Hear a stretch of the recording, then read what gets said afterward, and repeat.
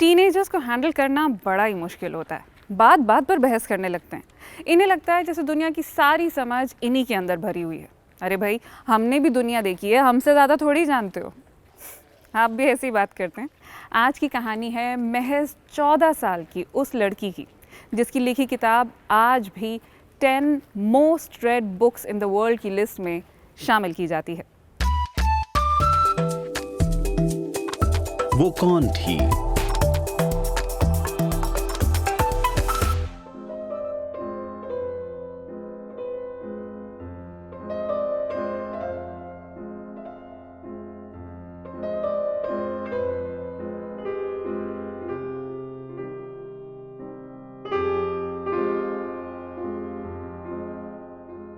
बच्चा है, उसे क्या पता।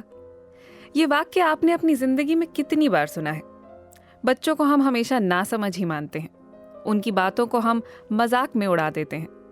हम कभी ये सोचते ही नहीं कि बच्चे अपने आसपास के माहौल को किस तरह से देख रहे हैं, उनके अंदर क्या सब चल रहा है। कभी फुर्सत से अपने बच्चे के साथ बैठकर बातें कीजिए। उनकी बातें आपको हैरान कर देंगी। आप जितना सोचते हैं, दरअसल आपके बच्चे उससे कई गुना ज्यादा समझदार होते हैं। तो आज बात करेंगे उस बच्ची की जिसकी कहानी ने पूरी दुनिया को हैरान कर दिया।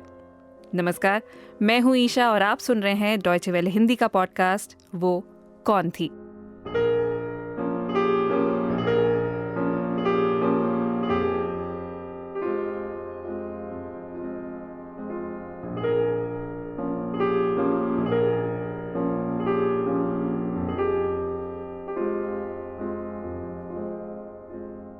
आज की कहानी है उस बच्ची के बारे में जिसने 13 साल की उम्र में अपनी डायरी लिखनी शुरू की। ऐसी डायरी जिसने बाद में एक किताब की शक्ल ली और ये किताब दुनिया की सबसे ज्यादा पढ़ी जाने वाली किताबों में से एक बन गई। मैं बात कर रही हूँ आना फ्रांक की, जिसे लोग एन फ्रैंक के नाम से भी जानते हैं। एनालीज मैरी फ्रैंक का जन्म 12 जून 1929 को जर्मनी के फ्रैंकफर्ट शहर में एक यहूदी परिवार में हुआ था। माता पिता प्यार से उसे आने बुलाते थे। माता पिता और बहन के साथ आने एक खूबसूरत घर में रहती थी। सब अच्छा चल रहा था, लेकिन 1933 में देश में हिटलर की सरकार आई और सब बदल गया। फ्रैंकफर्ट का मेयर भी नात्सी पार्टी से नाता रखता था। नात्सी यहूदी विरोधी थे। पिता समझ चुके थे कि अब जर्मनी में रहना खतरे से खाली नहीं है, इसलिए जितनी जल्दी हो सके वो जर्मनी छोड़कर पड़ोसी देश नीदरलैंड्स में शिफ्ट हो गए और वहां की राजधानी एम्स्टरडैम में रहने लगे। आना तब 4 साल की थी।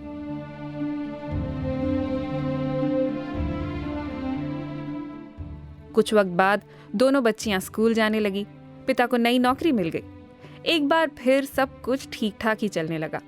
हाँ, अब बड़ा आलीशान घर नहीं था, एक फ्लैट था, लेकिन परिवार खुश था। कुछ साल यूं ही हंसते खेलते बीत गए और फिर 1939 में दूसरा विश्व युद्ध शुरू हो गया।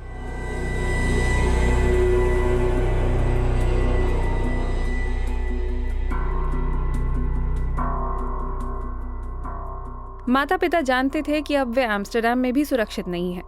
वो ब्रिटेन या अमेरिका चले जाना चाहते थे, लेकिन अब बहुत देर हो चुकी थी। अब कहीं भी जाना मुमकिन नहीं था।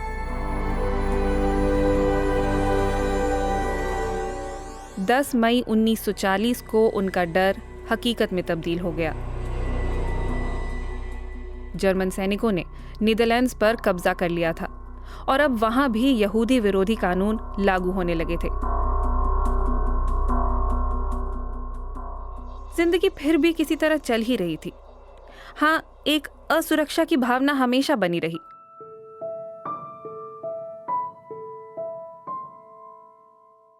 कोई नहीं जानता था कि आगे क्या होगा।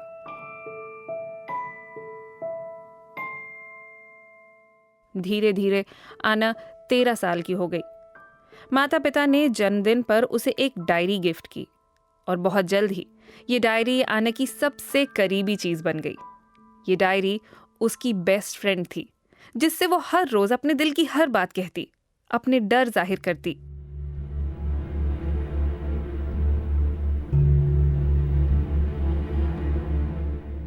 इस बीच यहूदियों के लिए हालात काफी बुरे हो गए थे। पहले आना और उसकी बहन मार्गोट का स्कूल छूटा, फिर चिट्ठी आई कि मार्गोट को जर्मनी के लेबर कैंप में भेजा जाना है।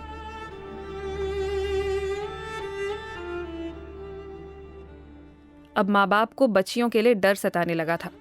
क्या करते? कहीं भागकर भी तो नहीं जा सकते थे। उस दिन आनंद ने अपनी डायरी में लिखा, छिप जाएं? कहाँ छिपेंगे? यहीं शहर में? बाहर किसी गांव में? किसी घर में या झोपड़ी में? कब? कहाँ? कैसे? ये वो सवाल हैं जिन्हें पूछने की मुझे इजाजत नहीं है, लेकिन ये लगातार मेरे जहन में दौड़ रहे हैं।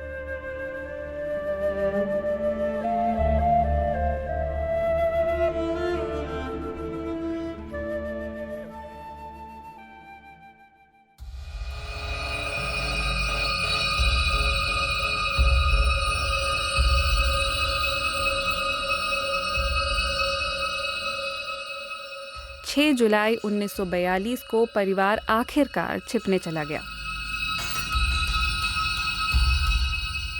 पिता ऑटो फ्रैंक जिस कंपनी में काम करते थे, उसी की बरसाती में एक छोटा सा फ्लैट तैयार किया गया था।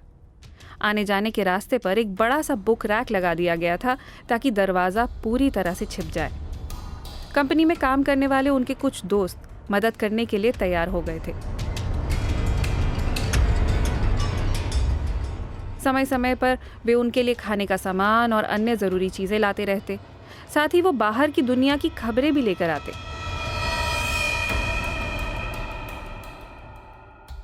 इन्हीं के जरिए आना के परिवार को जंग के ताज़ा हाल का पता रहता था।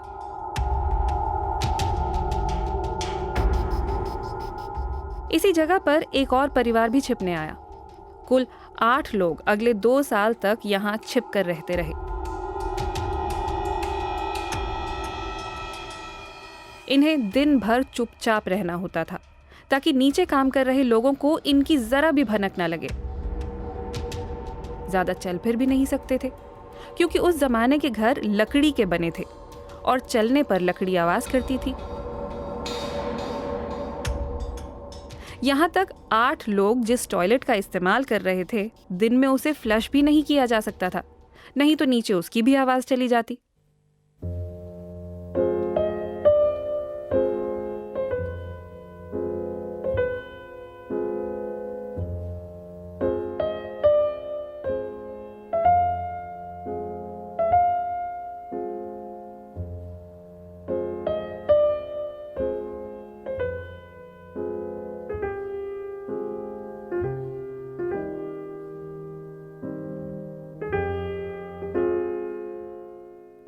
अपनी डायरी में आनंद ने इसे सीक्रेट अनेक्स का नाम दिया था, यानी खुफिया कोठरी।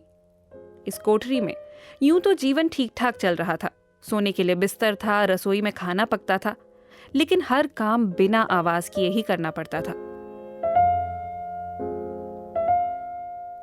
हर दिन ताजा फल सब्जी नहीं मिलते थे, तो कई कई दिन उबले हुए आलू खाकर काम चलाना पड़ता था।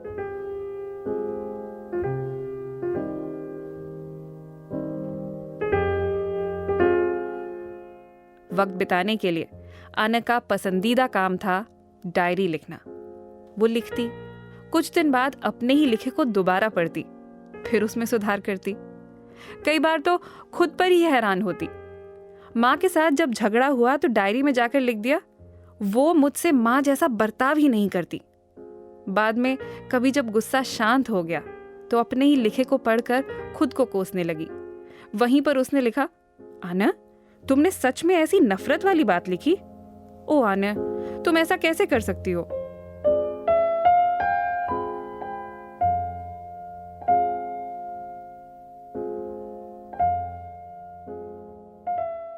आना की इस डायरी में सिर्फ उसके निजी रिश्तों का जिक्र ही नहीं था, बल्कि इस डायरी की ही बदौलत आज हम जानते हैं कि जो लाखों परिवार खुद को नाजियों से बचा रहे थे, उनके मन में उस वक्त क्या सब चल रहा था, वो कितना बेबस महसूस कर रहे थे।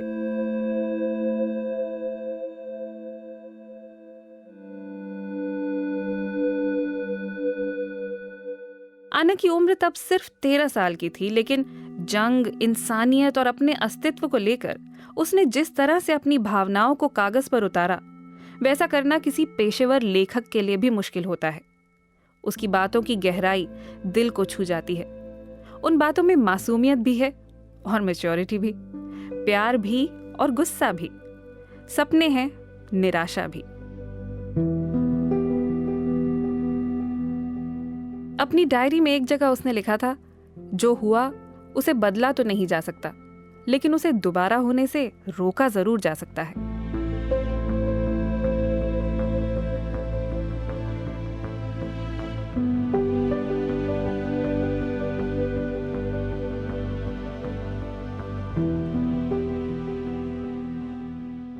आना के पास यहाँ कुछ किताबें भी थी।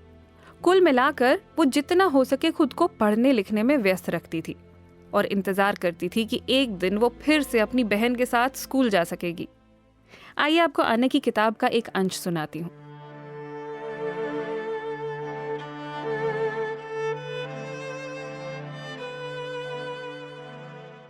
मुझे आखिरकार ये एहसास हो रहा है कि मुझे स्कूल का काम करते रहना चाहिए, ताकि मैं अनपढ़ ना रह जाऊं, ताकि मैं जिंदगी में कुछ कर सकूं, ताकि मैं जर्नलिस्ट बन सकूं। मुझे पता है मैं अच्छा लिखती हूं, लेकिन अभी ये देखना तो बाकी है कि मुझ में हुनर है भी या नहीं। और अगर मुझ में किताबें या अखबार के लेख लिखने का हुनर नहीं है तो भी मैं अपने लिए तो लिखती रह सकती हूँ ना। लेकिन मुझे इससे ज़्यादा कुछ हासिल करना है। मैं अपनी माँ की तरह या उन सब औरतों की तरह जीने के बारे में सोच भी नहीं सकती, जो बस अपने काम में लगी रहती हैं और फिर दुनिया उन्हें भूल जाती है। मुझे पति और बच्चे से ज़्यादा कुछ चाहिए। मैं लोगों के काम आना चाहती हूँ। मैं उन्हें खुशी देना चाहती हूँ, उन लोगों को भी जिन्हें मैं कभी मिली ही नहीं। मैं चाहती हूँ कि मैं जिंदा रहूँ, मरने के बाद भी।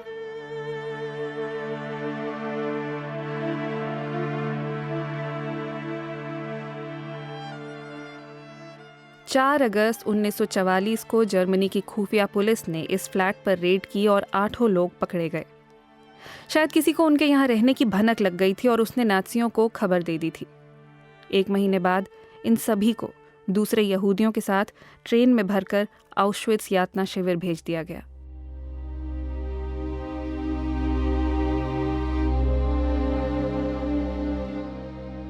इस ट्रेन में 1000 से भी ज्यादा यहूदी मौजूद थे। 3 दिन और 3 रातों का सफर मालगाड़ी के अंधेरे में तय हुआ। आधी रात को ट्रेन आउशविट्स यातना शिविर पहुंची। यहां आते ही आदमियों और औरतों को अलग कर दिया गया। आना और उसकी बहन मां के साथ रहीं, पिता परिवार से अलग हो गए।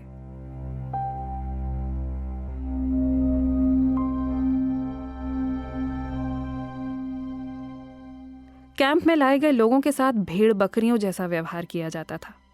आते ही इनके कपड़े उतरवा लिए जाते थे, शरीर पर डिसइंफेक्टेंट स्प्रे किया जाता था, सिर के बाल हटा दिए जाते थे और जानवरों की ही तरह इनके बदन पर नंबर वाला एक टैटू बना दिया जाता था।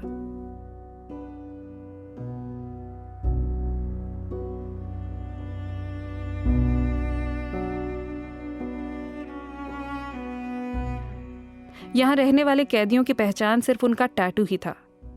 जो लोग मजदूरी करने लायक दिखते उनसे काम कराया जाता, बच्चों पर कुछ साइंस एक्सपेरिमेंट किए जाते और जो लोग किसी काम के नहीं लगते उन्हें गैस चैम्बर में भेजकर मार डाला जाता। जो लोग जिंदा बचते उनसे दिन भर काम कराया जाता और रात को जानवरों की तरह तंग कमरों में उन्हें ठूस दिया जाता।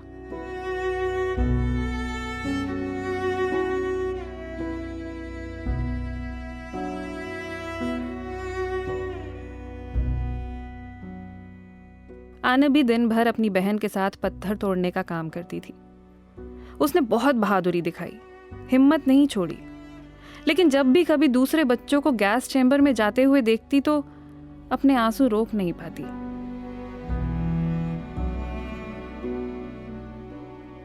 कुछ दिनों बाद दोनों बच्चियों को दूसरे शिविर में भेज दिया गया। सर्द मौसम में वहां टाइफॉइड फैल गया था, जिसने 17,000 कैदियों की जान ले ली थी।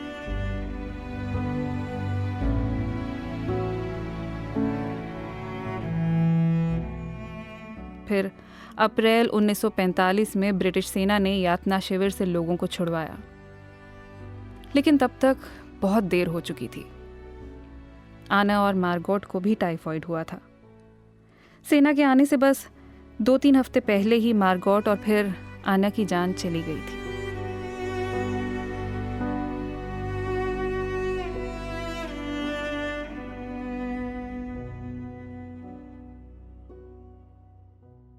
उधर माँ की जान भी जा चुकी थी। सिर्फ पिता जिंदा बचे थे, लेकिन अपने परिवार के बारे में उन्हें कुछ भी पता नहीं था। 6 महीने इधर उधर भटकते रहे और फिर जाकर मालूम चला कि पत्नी और बेटियां नहीं रहीं।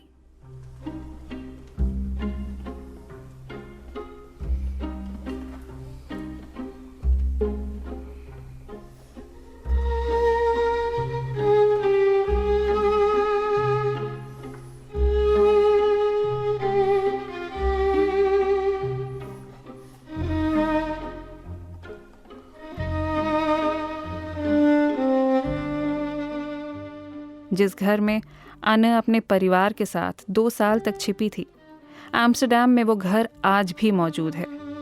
एन फ्रैंक हाउस के नाम से मशहूर इस घर को देखने दुनिया भर से लाखों लोग आते हैं। आज भी वहाँ सब वैसा ही रखा हुआ है। आना की असली डायरी आज भी वहाँ मौजूद है। वो मेज़ जिस पर बैठकर आना अपनी डायरी लिखा करती थी, वो भी वही है। आज वहाँ आने का एक मोम का पुतला बिठा दिया गया है, जिसे देखकर ऐसे लगता है जैसे आना वक्त के साथ वहीं ठहर गई है। घर से बाहर निकलते हुए आना की मुस्कुराती हुई तस्वीर दिखती है और उसे देखकर यहाँ आने वाले हर शख्स की आंखों में नमी आ जाती है।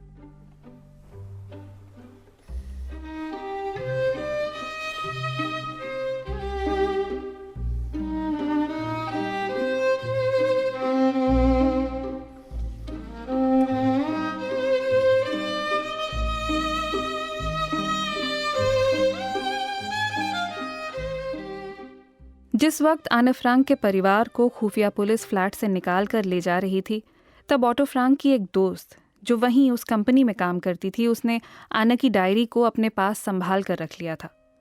ऑटो फ्रांक के यातना शिविर से लौटने पर उन्होंने आना की डायरी उन्हें सौंप दी थी।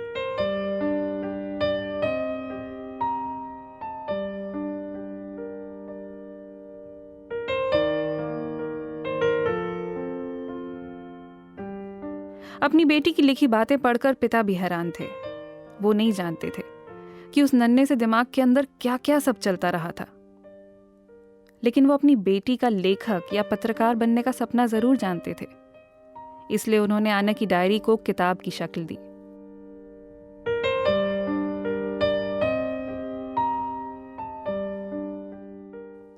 डायरी की शुरुआत में आना ने लिखा था, मुझ जैसे इंसान के पास डायरी होना थोड़ी अजीब बात है। सिर्फ इसलिए नहीं क्योंकि इससे पहले मैंने कभी डायरी नहीं लिखी, बल्कि इसलिए भी क्योंकि मुझे लगता है कि ना तो मैं खुद और ना ही कोई और एक 13 साल की स्कूल की लड़की की बातों में कोई रुचि रखेगा।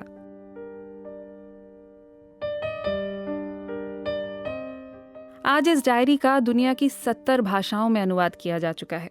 ये हॉलोकॉस्ट पर लिखी सबसे ज्यादा बिकने वाली किताब बन चुकी है। 13 साल की उस स्कूल की लड़की की बातों में पूरी दुनिया की रुचि बन गई।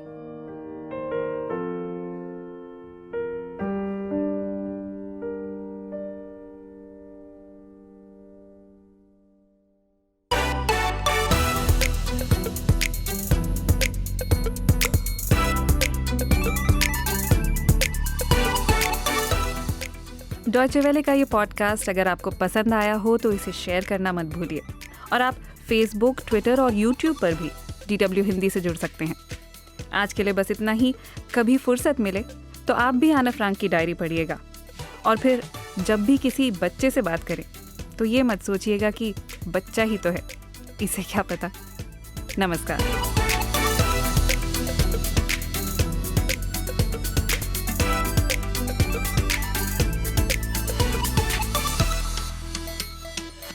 उम्मीद है आज का किस्सा भी आपको पसंद आया होगा। अब क्योंकि ये ऑडियो सीरीज़ है तो आप अपनी बैंडविड्थ बचाते हुए YT म्यूज़िक पर भी इसे सुन सकते हैं।